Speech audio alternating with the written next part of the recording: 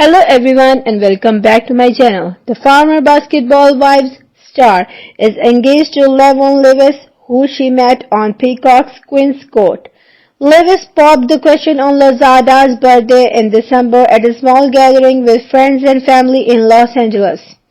The thing about Evelyn is it is very hard to surprise her, the marketing firm co-founder tells People. I told her to pack her bags, we are going somewhere. She was blindfolded until she got to the front door. She walked into about 20 close friends and family and the big marry me letters, roses on the ground, things like that. The proposal also featured a custom cake with butterflies. One side said, Happy birthday, while the other read, She said yes.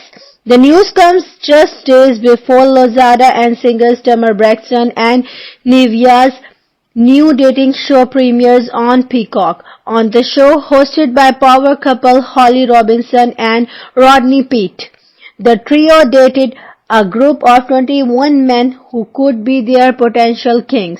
Lozada told Hip Hollywood that she signed up for the show because she had been single for a couple of years, and it was just the right time. Lozada met Lewis on the second episode, and while their connection grew over the course of the show, the reality star worried that the physical distance between them, she lives in Los Angeles, he resides in Atlanta, could be an obstacle in their relationship.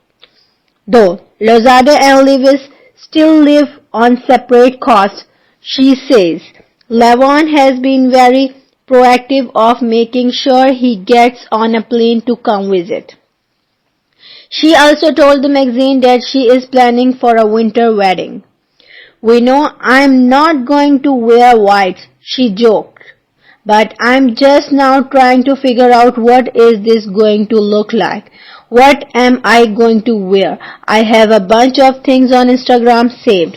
Lozada, who was briefly married to NFL player Chad Ochocinco Johnson in 2012, expressed on Queen's Court that she felt like she settled in past relationships.